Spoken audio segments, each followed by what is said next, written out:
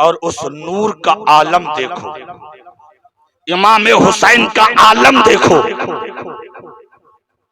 एक मर्तबा इमाम हुसैन, तवज्जो, इमाम हुसैन बचपन में है, लगभग 8 साल 9 साल यही आपकी उम्र थी।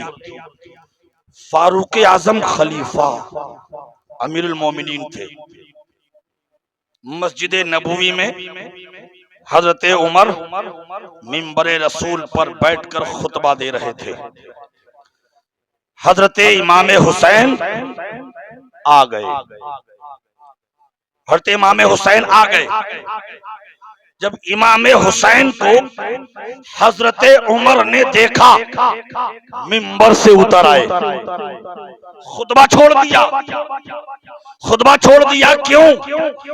क्योंकि ये जो खुतबा मैं दे रहा हूं करबला में यही बचाने वाला है, करबला में यही बचाने वाला है। शान हुसैन देखो, अमीरुल मोमिनीन मिंबर से नीचे उतर आए, इमाम हुसैन को गोद में उठाया। इमाम हुसैन ने क्या कहा मालूम है उमर से? मेरे नाना के मिंबर पर क्यों बैठे?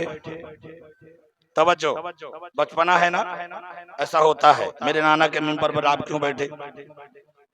क्या आपके नाना का मिंबर नहीं है? वहां जाके बैठिए। तो हजरत उमर रदी अल्लाह ताला अन्हु ने पेशानी का बोसा दिया और कहा, बेटा मेरे नाना का कोई मिंबर नहीं है, मैं बकरियां चराने वाला, जंगलों बयाबानों में घूमने वाला, न खुद का पता था न किसी चीज का पता था, भेड़ चराने वाला, कोई शानो अजमत ना थी। जो कुछ मिला है आपके घर से मिला, आपके नाना ने दिया हुआ है। कहा आपका नाना का मेंबर नहीं है? कहा नहीं। बोले ठीक है, अगर नहीं है तो जाओ हमारे नाना के मेंबर पर बैठ जाओ। फारूक आजम ने कहा, मेंबर पर चढ़े दोबारा, और दोबारा आपने कहा, लोगों सुन लो, अब इस मेंबर पर मुझे हुसैन ने बैठा दिया है, अब मुझे कोई माई का लाल इस मेंबर से नहीं उतार सकता। ये शान हुसैन है। सरकार इमाम हुसैन रज़ी अल्लाह ताला अन्हु यही 8-10 साल की उम्र थी। हजरत फारूक आजम के एक साहबजादे जिनका नाम था हजरत अब्दुल्ला इब्ने उमर, उनका नाम था, क्या नाम था? जोर से बोले, हजरत अब्दुल्ला। जोर से बोले, आप लोग बिल्कुल सुन नहीं रहे, जोर से बोले और जोर से बोले। हजरत अब्दुल्ला,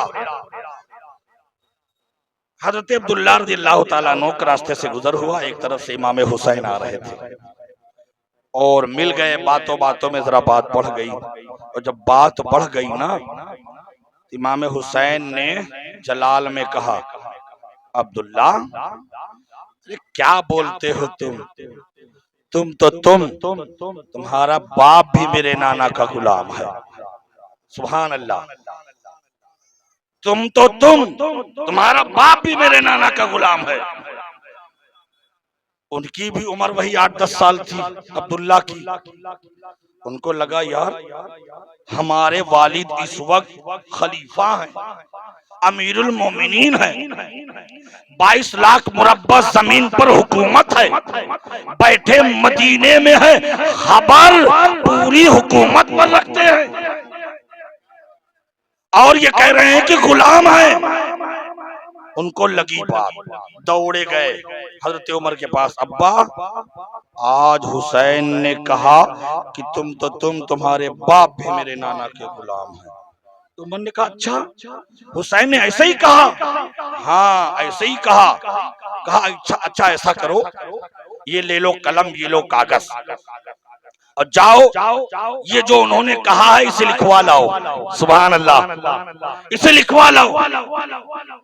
हज़रत अब्दुल्ला इब्ने उमर को लगा कि दरबार कल लगेगा और ये लिखा हुआ जब रहेगा तो ये सबूत रहेगा, पेश किया जाएगा। हुसैन बुलाए जाएंगे, हमारे अब्बा पूछेंगे, फिर जब कहेंगे आपने कहा हाँ मैंने कहा, तो उनको सजा दी जाएगी कि आपने एक खलीफा को, अमीर को गुलाम कैसे कह दिया। अल्लाह अकबर। बचपना है, लेकिन हजरत उमर कागज कलम भेजकर सनद मंगवा रहे हैं, सनद मंगवा रहे हैं अपनी। कागज दिया, कलम दिया, जाओ लिखवा लाओ जो हुसैन ने कहा है। दौड़े आए हुसैन, जो आपने कहा है तुम्हारा बाप भी मेरे नाना का गुलाम, क्या ये लिख कर दे सकते हो? हुसैन ने कहा क्यों नहीं, लाओ लिख कर दे दूं। लिया, लिख दिया, तुम तेरा बाप भी मेरे नाना का गुलाम है, लिख करके दे दिया। अब हजरत अब्दुल्ला दौड़ करके गए, अब्बा लिख करके दे दिया हुसैन ने। और जैसे ही रुका, जैसे ही वो खत, वो तहरीर इमाम हुसैन की हजरत फारूक आजम ने देखा, हमें लबों से लगा लिया, लबों से लगा लिया।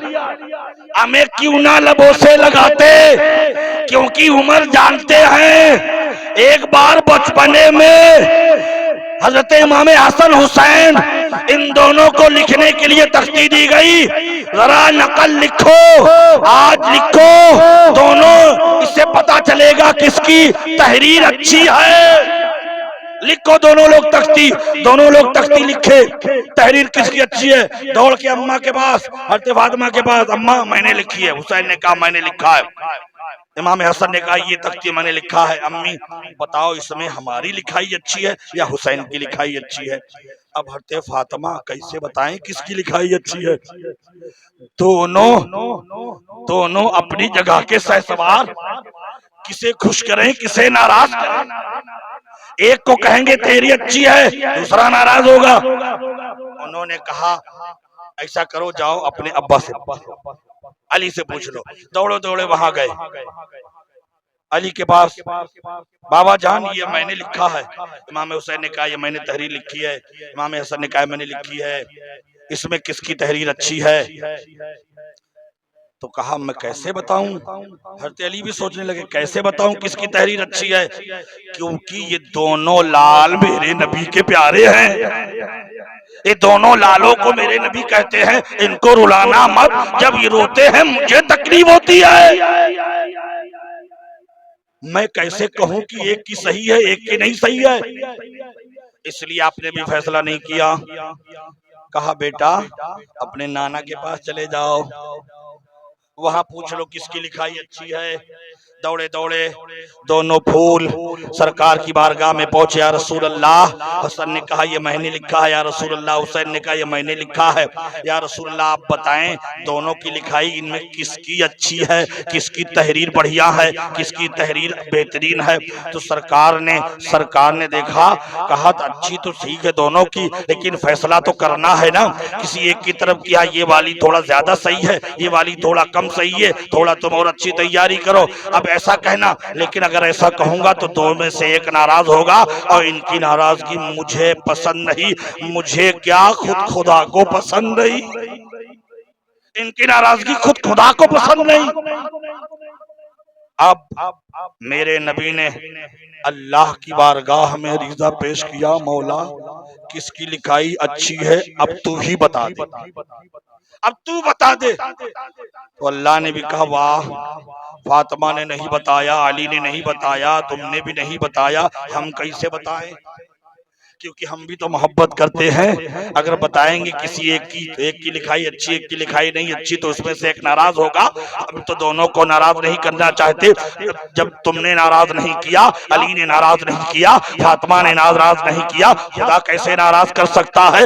वो तो रब है, वो तो रब है, अरहमुर राहिमीन, करम ही करता है, करम ही करता है। अल्लाह ने कहा जिब्रील जन्नत चले जाओ। सुभान अल्लाह, तवज्जो से सुनना, जन्नत चले जाओ जिब्रील, और जन्नत से एक सेब तोड़ो, और सेब तोड़ करके उछालना, ऊपर फेंकना जितना ऊपर जाने पाए, फिर वहां से गिरेगा, जिसकी तख्ती पे गिरेगा उसी की लिखाई ठीक है। अजीब फैसला, खुद भी फैसला नहीं कर रहा है, जन्नती सेब पर फैसला कर दिया, जिस पे गिरेगा उसी की लिखाई अच्छी है। सेब तो एक ही है, किसी एक पे ही गिरेगा। दो सेब तो उछाला नहीं गया, एक ही सेब उछाला है, किसी एक ही सेब पे गिरेगा, किसी एक ही तख्ती पे गिरेगा एक सेब। अब उछाला गया, हजरत जिब्रील ने उछाला, हजरत जिब्रील ने उछाला, और सेब जब उछाला उसके बाद जब सेब तख्ती की तरफ आने लगा तो वो अब सेब रब की बारगाह में रहम की गुजारिश कर रहा है, करम की गुजारिश कर रहा है, रहमत की गुजारिश कर रहा है। आए परवरदिगारे आलम, अली ने भी फैसला नहीं लिया, फातिमा ने भी फैसला नहीं लिया, रसूलुल्लाह ने फैसला नहीं लिया, तो खुद खुदा है फैसला नहीं लिया, ये फैसला मुझ पर छोड़ दिया। मैं क्या करूं, मैं अकेला हूं, किसी एक पर गिरूंगा तो एक की लिखाई अच्छी होगी, एक की लिखाई अच्छी नहीं होगी, तो मैं किसी एक की नजरों में खराब हो जाऊंगा, और जब खराब हो जाऊंगा तो आने वाली कयामत तक लोग मुझ जैसे फल को पसंद नहीं करेंगे।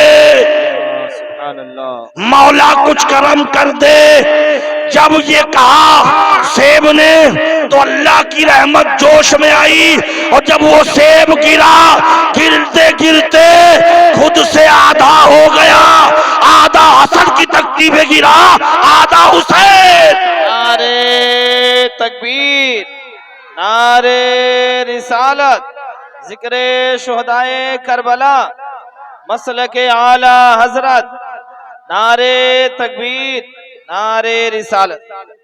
आधा हसन की तख्ती पर गिरा, आधा हुसैन की तख्ती पर गिरा। एक तहरीर लिखी थी, फैसला कहां से कहां पहुंचा। उमर जानते थे, हजरत उमर को पता था ये हुसैन की लिखाई है, जिसका फैसला खुद रब ने न किया। अब उस तहरीर को देखा, चूम लिया, चूमा, फिर सर पे रखा, फिर घर में गए, पवित्र लगाया, खुशबू से नहलाया, फिर सबसे ऊंचाई जगह पर रखे जहां कुरान रखा जाता है उसके बाजू में सजा के रख दिया। ये अब्दुल्ला देख रहे हैं मामला क्या हो रहा है, मैं लिखवा के लाया था, लिखाई चुनी जा रही है, तहरीर को सर पे रखा जा रहा है, इतर लगा के ऊपर रखा जा रहा है, माजरा क्या है। सुभान अल्लाह। अब दूसरा दिन आया, दरबार लगा फारूक आजम का। हजरत फारूक आजम ने सबसे पहले दरबार लगते ही ये फरमाया, यहाँ हुसैन कहाँ है, यहाँ हुसैन कहाँ है। तो किसी ने कहा हुसैन तो मौजूद नहीं है। तो हजरत उमर ने फरमाया, जाओ कोई हुसैन को बुला लाओ। तो लोग गए, इमाम हुसैन को बुलाया गया, इमाम हुसैन आए, और जब इमाम हुसैन दरबार में दाखिल होते हैं, बड़ी आन बान शान के साथ तशरीफ लाते हैं। तो फारूक आजम मसनद खिलाफत पर थे, जैसे ही हुसैन को देखा मसनद छोड़ दिया, मसनद छोड़ दिया, उतर आए, इधर हुसैन जा रहे हैं, उधर से उमर आ रहे हैं, बीच में मुलाकात हो गई, और उसके बाद गोद में हजरत उमर ने हुसैन को उठा लिया, हुसैन को उठा लिया। उमर ने, एक बात तवज्जो, उमर ने अपने हाथ से कोई भी मौका गनीमत जाने नहीं दिया। जब भी मौका मिला आपने मौके पर अच्छा हाथ मारा, ऐसा हाथ मारा, उठाया गोद में। उसके बाद वो खत निकाला, कहा हजरत ये जो लिखा है आपने लिखा है। हजरत इमाम हुसैन ने कहा ये मैंने लिखा है, वो कल बात जरा हो गई थी तो मैंने अब्दुल्ला को ऐसे कह दिया। सुभान अल्लाह, ऐसे कह दिया। आपने इकरार किया, हाँ ये मैंने लिखा है, हाँ ये मैंने लिखा है। उमर कहते हैं हुसैन से कि जिस तरह आपने मेरे बेटे से बाहर कहीं ये बात कही थी कि तुम्हारा बाप भी मेरे नाना को गुलाम है। उमर चाहता है आज इस बड़े दरबार में वही जुमला हुसैन दोहरा दीजिए, वही जुमला हुसैन दोहरा दीजिए। इमाम हुसैन ने कहा उसमें क्या बात है? अरे मैं तो अली की औलाद हूँ, अली की औलाद हूँ, बोलता हूँ, डरता नहीं हूँ। इमाम हुसैन ने अब्दुल्ला की जानिब मुखातब हुए और उनके तरफ मुखातब होकर के कहा अब्दुल्ला तुम्हारे बाप भी मेरे नाना के गुलाम है। उसके बाद हजरत उमर ने लोगों से कहा ऐ लोगों, इमाम हुसैन ने मुझे सनद दी है, मैं भी गुलाम हो गया नबी का, मेरा बेटा भी गुलाम हो गया नबी का, और जो नबी का गुलाम होता है वही जन्नत का हकदार होता है। सुभान अल्लाह, सुभान अल्लाह। ये मौका इमाम हुसैन, सुभान अल्लाह, हजरत मौला अली रदी अल्लाह ताला अन्हु की शान, मेरे प्यारे सरकार मौला अली रदी अल्लाह ताला अन्हु, जिनकी औलाद का नाम इमाम हुसैन है, जिनकी औलाद का नाम इमाम हसन है, जिनकी औलाद का नाम हजरत ज़ैनब है। ये वो लोग हैं जो ता कयामत तक सूरज की तरह चमकते रहेंगे, पूरी जिंदगी ता कयामत इनका नाम लिया जाता रहेगा।